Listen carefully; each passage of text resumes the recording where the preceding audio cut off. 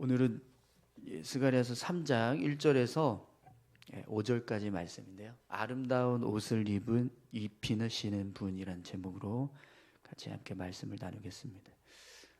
오늘 이 본문의 말씀은 스가랴가 본 네 번째 환상을 기록하고 있습니다. 이 네 번째 환상은 여호수아 대제사장을 향한 환상이라는 것을 알 수 있는데요. 귀환민들의 삶에 두 명의 지도자들이 있었습니다. 한 사람은 수룹바벨 총독이 있었고, 또 한 사람은 오늘 환상의 주인공인 여호수아 대제사장이 있었습니다. 이들은 귀환민들의 삶에 있어서 굉장히 중요한 역할들을 감당했는데요. 한 사람은 정치 지도자로서 백성들을 지도하고, 또 특별히 성전 공사를 주관하는 역할들을 감당했습니다. 또 여호수아 대제사장은 종교 지도자로서 이 귀환민들의 삶에 영적인 어떤 은혜를 끼치고, 또 그들의 영혼을 돌보는 그런 일을 담당하는 역할을 했습니다. 그런데 여러분, 이 대제사장은요, 대제사장의 역할을 감당하기 위해서는 자격이 필요합니다. 특별히 아론의 자손이라는 이 혈통의 자격이 필요하죠. 그래서 아론의 자손이 아닌 사람은 대제사장이 될 수 없었습니다. 또 아론의 자손이더라도 몸에 흠이 없어야지만 대제사장의 역할을 감당하게 됩니다. 그러니까 장애가 있으면 이 대제사장의 역할을 감당할 수가 없는 거죠.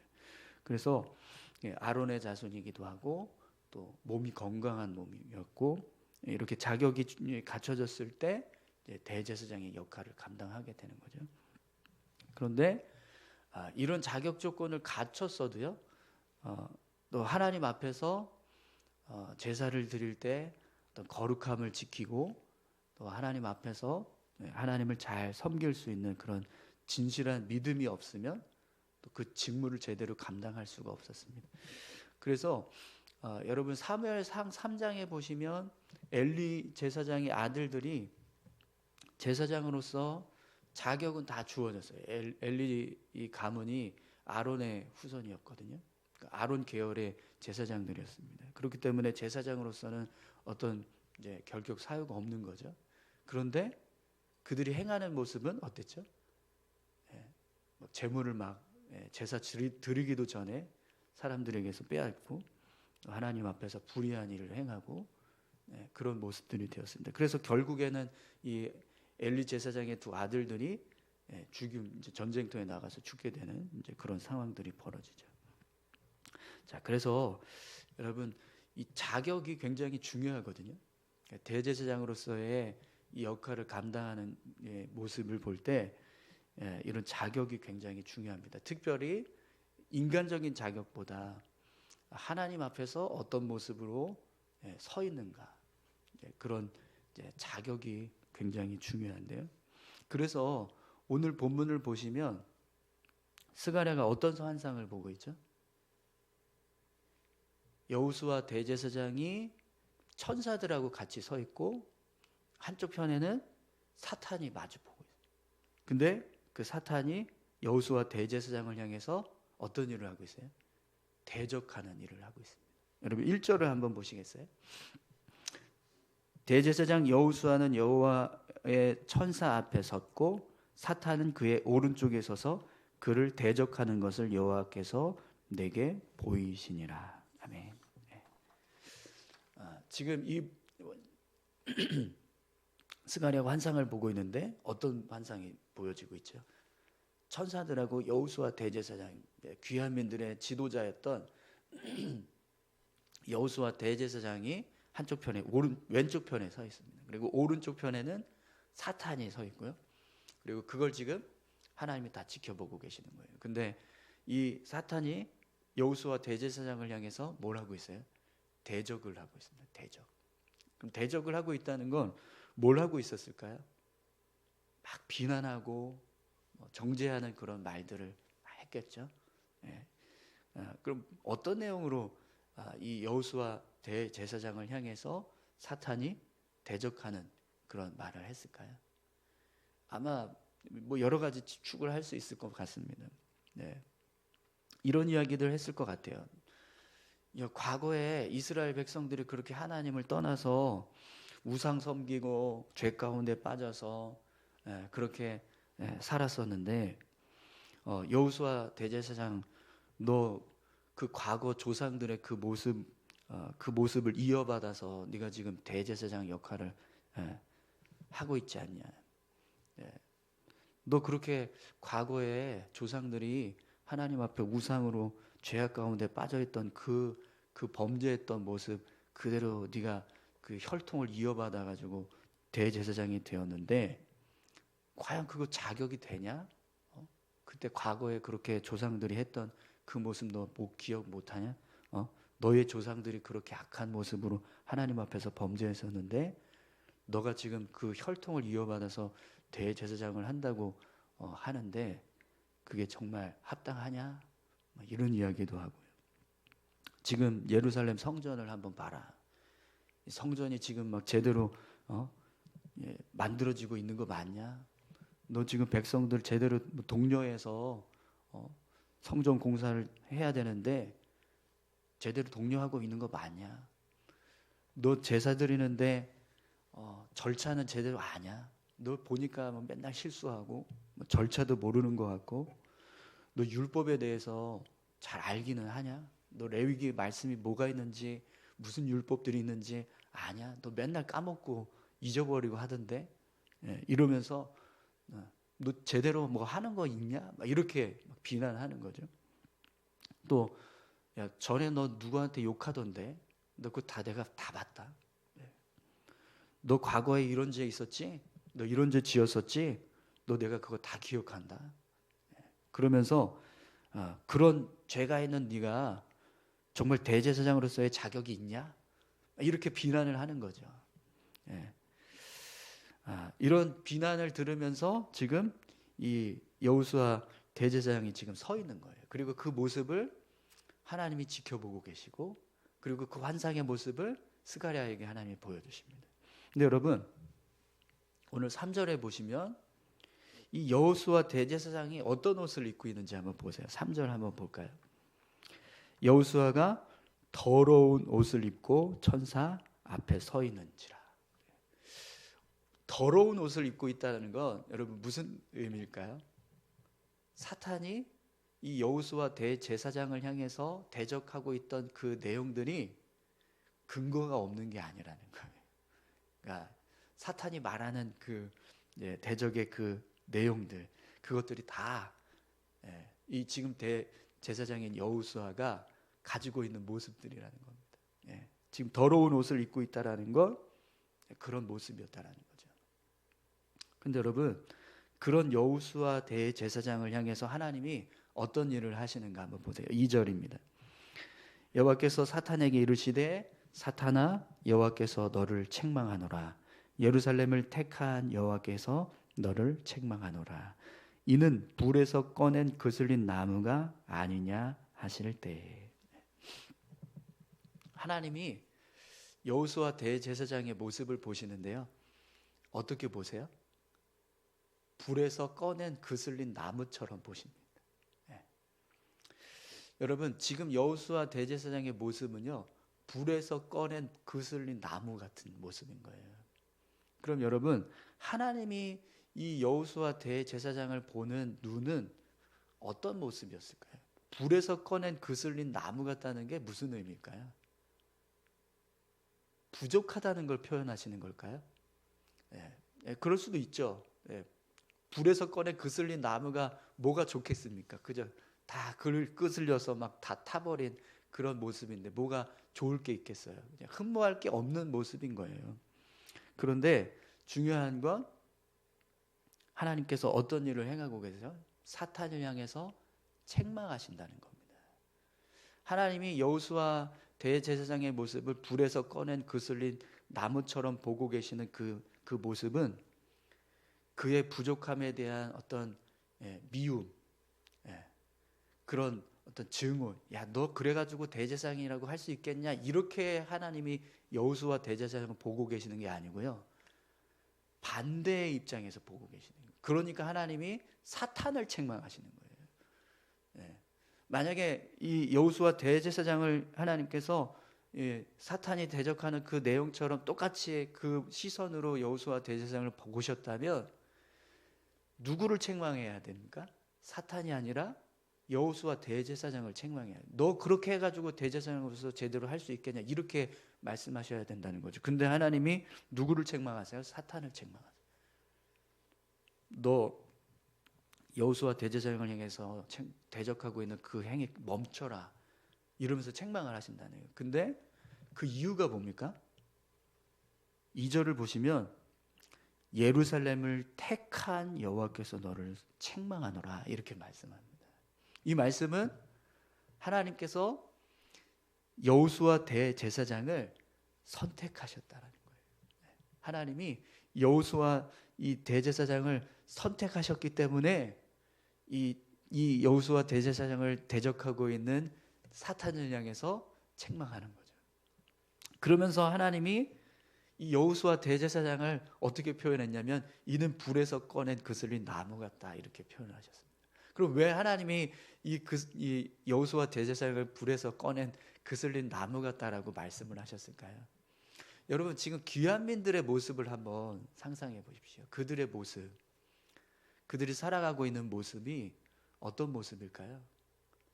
그들은 하나님 앞에서 심판받아서 나라가 망하고 포로로 끌려갔던 그런 백성들이잖아요. 그래서 바벨론에서 고생하면서 그렇게 포로 생활하다가 하나님의 은혜로 예루살렘으로 돌아온 백성들입니다. 그들의 모습은요, 불에서 꺼낸 것 같은 모습인 거예요. 그죠? 네, 하나님께서 그렇게 심판하셨던 그 책망 속에서 그렇게 막 불타고 있다가 다시 하나님이 은혜로 그들을 건지셔서 예루살렘으로 돌아오게 하신 그런 그슬린 나무 같은 모습이 되고 있는 겁니다. 그러면 그 모습을 바라보시는 하나님의 마음은 어떤 마음일까요? 진노와 분노가 아니라 긍휼입니다. 이미 하나님은 그들을 불에서 건져주셨을 뿐만 아니라 그들을 예루살렘으로 돌아오게 하셨습니다. 그렇기 때문에 그들을 바라보고 계시는 하나님의 마음은요, 불쌍하게 여기시는 마음이에요. 야, 너 저 그슬린 저 불에서 건진 그슬린 나무 같은 저 지금 여호수아 대제사장한테 뭐 그렇게 대적할 게 있겠냐? 얼마나 고생하면서 삶을 살다가 여기 왔는데, 너 포로 생활 그 40년 동안 했던 그 포로 생활 너 그거 너가 당해봤냐? 이렇게 말씀하시는. 네. 야, 당연히 부족한 게 있을 수밖에 없지. 뭘 그거 가지고 그렇게 막 대적하냐? 이러면서 하나님이 여호수아 대제사장의 편을 들어주고 계신다라는 거예요. 여러분, 하나님이 여호수아 대제사장을 선택하셨으면 아무리 이 사탄이 여호수아 대제사장을 향해서 자격을 논하고 흠을 논하고 죄가 있다고 말하고 대제사장의 역할을 제대로 감당할 수 있겠냐라고 말해도 여호수아 대제사장은 어떤 마음이 들까요? 두려울 게 없어요. 왜요? 하나님이 선택하셨는데요. 하나님이 여호수아 대제사장, 너 대제사장 하라고 선택하셨는데 사탄이 뭐라고 한들 무슨 소용이 있습니까? 그죠? 선택하신 하나님께서 쓰시겠다는데요. 네. 여러분, 우리의 삶도 똑같습니다. 하나님이 우리를 선택하셨다면 사탄이 우리를 향해서요, 야, 너 과거에 그런 적 있었잖아. 너 지금 모습을 봐라. 야, 신앙생활 제대로 하냐? 뭐 이렇게 온갖 뭐 흠잡을 것 있는 걸 다 갖다 놓으면서 우리를 향해서 비난하고 대적하는 일을 해도 하나님이 우리를 선택하셨으면 여러분, 우리 어떻게 하면 돼요? 두려워할 필요 없습니다. 염려할 필요 없어요. 그죠? 하나님이 선택하셨다는데, 하나님이 나를 하나님의 자녀로 삼으시겠다고 선택하셨다는데 네가 뭐라고 하나님이 하신다는데 우리가 이렇게 선포하면 되는 겁니다. 우리 안에 어떤 부족함이나 연약함이 있다 할지라도 하나님이 선택하셨다면 사탄은요, 우리를 아무리 고발해도요, 그 고발이 의미 없는 고발이라는 거예요. 네. 오늘 저와 여러분들의 모습이 그런 모습인 줄 믿습니다. 하나님께서 우리를 선택하셨기 때문에 더 이상 사탄이 우리에게 뭐라고 해도 그 뭐라고 하는 말에 대해서 우리가 전혀 두려워할 필요가 없다라는 거죠. 염려할 필요가 없다라는 겁니다. 오늘 저와 여러분들의 삶 가운데 하나님께서 그런 은혜를 부어주고 계시는 줄 믿습니다. 또 여러분, 여호수아 대제사장을 향해서 하나님이 어떤 일을 행하시는가 한번 보십시오. 4절 5절입니다. 여호와께서 자기 앞에 선 자들에게 명령하사 그 더러운 옷을 벗기라 하시고 또 여호수아에게 이르시되 내가 내 죄악을 제거하여 버렸으니 내게 아름다운 옷을 입히라 하시기로 내가 말하되 정결한 관을 그의 머리에 씌우소서 하매 곧 정결한 관을 그 머리에 씌우며 옷을 입히고 여호와의 천사는 곁에 섰더라. 아멘. 하나님께서 여호수아 대제사장의 옷을 벗기라고 말씀. 더러운 옷을 벗기라 이렇게 말씀하세요. 그리고 내가 내 죄악을 제거하여 버렸으니 내게 아름다운 옷을 입히리라 이렇게 말씀을 하십니다. 하나님께서 이 여호수아 대제사장이 가지고 있었던 더러운 옷, 부족했던 모습, 그걸 다 벗기시고 깨끗한 아름다운 옷으로 다시 입혀주시는 은혜를 주신다는 거예요. 하나님께서 이 사탄을 향해 사탄이 대적하고 있던 그 여호수아 대제사장, 그 부족함이 있죠. 그슬린 나무 같은데 뭘 완벽하겠습니까? 그죠? 그런 부족함이 있어요. 그런데 그 부족함을 하나님이 다 걷어주시고 하나님께서 거룩한 옷으로 바꿔주시겠다고 말씀하십니다. 그럼 여러분, 하나님께서 이렇게 이미 이제 이 여호수아 대제사장의 옷을 다 갈아입혀 주셔서 아름다운 옷이 되었습니다. 그러면 그런 여호수아 대제사장을 향해서 사탄이 아무리 뭐라고 해도 여호수아 대제사장은요 이제 부족한 자가 아닌 거예요. 그죠? 하나님이 바꿔 놓으셨으니까, 하나님께서 거룩한 옷을 입히셔, 아름다운 옷을 입히셨으니까 더 이상 사탄이 말하는 것처럼 그런 부족한 모습이 아닌 겁니다. 그죠? 오늘 본문을 보시면 스가랴가 이 모습을 지켜보고 있다가 뭐라고 이야기합니까? 정결한 관을 그의 머리에 씌우소서 이렇게 이야기를 합니다. 그랬더니 하나님께서 그 말을 들으시고요, 여호수아 대제사장의 옷만 입혀주는 게 아니라 머리에 정결한 관도 다 이렇게 씌워주세요. 하나님 앞에서 정결한 관을 쓰고 아름다운 옷을 입은 대제사장의 모습으로 여호수아 이 대제사장이 서게 되는 거죠. 여러분, 오늘 이 모습이 우리를 향하신 하나님의 은혜인 줄 믿습니다. 우리 죄를 하나님 어떻게 하셨어요? 내가 너의 죄를 다 용서했다. 우리가 예수 그리스도를 믿는 그 순간부터 하나님이 우리에게 주신 은혜가 바로 이 은혜입니다. 거룩한 더러운 옷을 벗기시고 거룩한 옷을 입히시는 은혜예요. 오늘 저와 여러분들이 그런 거룩한 옷을 입은 자가 된 줄 믿습니다. 예수 믿은 자에게 이런 은혜가 있습니다. 또 하나님 앞에서 우리가 정결한 관을 쓰고 있는 모습이 되는 거죠. 여러분, 오늘 저와 여러분들의 삶이요 이런 모습입니다. 지금 이 여호수아 대제사장이 이제 이 스가랴를 통해서 이 환상을 듣게 될 거예요. 그죠? 이게 그냥 스가랴에게 이런 환상을 보여주시는 거 끝나는 게 아니라 이걸 스가랴의 여호수아 대제사장에게 전달해 주라고 하나님이 이 환상을 보여주시는 거잖아요. 그죠? 그러면 스가랴가 이 여호수아 대제사장에게 이 환상의 내용을 전해줬을 때 여호수아 대제사장은 어떨까요? 어떤 마음이 들까요? 하나님이 나를 이렇게 바꾸시는구나. 하나님께서 나를 선택하셨고 나를 이렇게 세워주시는구나. 그걸 믿고 더 담대하게 이 대제사장의 역할을 감당해 나갈 겁니다. 근데 오늘 우리의 삶도 똑같습니다. 하나님이요 우리를 선택하셨습니다. 그리고 우리의 삶을 이렇게 바꿔주셨어요. 죄된 모습에서 거룩한 모습으로, 그리고 더러운 옷을 입었던 모습에서 아름다운 옷을 입은 모습으로 바꿔주셨습니다. 우리를 향해서 하나님은 이렇게 끊임없이 은혜를 주시고 계세요. 그렇기 때문에 여러분, 우리가 믿음의 삶을 살아갈 때 다소 부족하더라도, 연약한 모습이 있더라도, 그것 때문에 사탄이 우리를 향해서 계속해서 끊임없이 너는 부족해, 너는 자격 없어, 아무리 그렇게 이야기한다 할지라도 여러분 두려워하지 마십시오. 그리고 하나님의 백성으로서 더 담대하게 믿음의 삶을 살아가시기 바랍니다. 오늘 이 스가랴서의 이 말씀이 여호수아 대제사장을 향해서 그렇게 말씀하시는 것처럼 오늘 저와 여러분들도 믿음으로 살아가는 하나님의 자녀들이 되시기를 소망합니다. 우리 같이 함께 기도하실까요?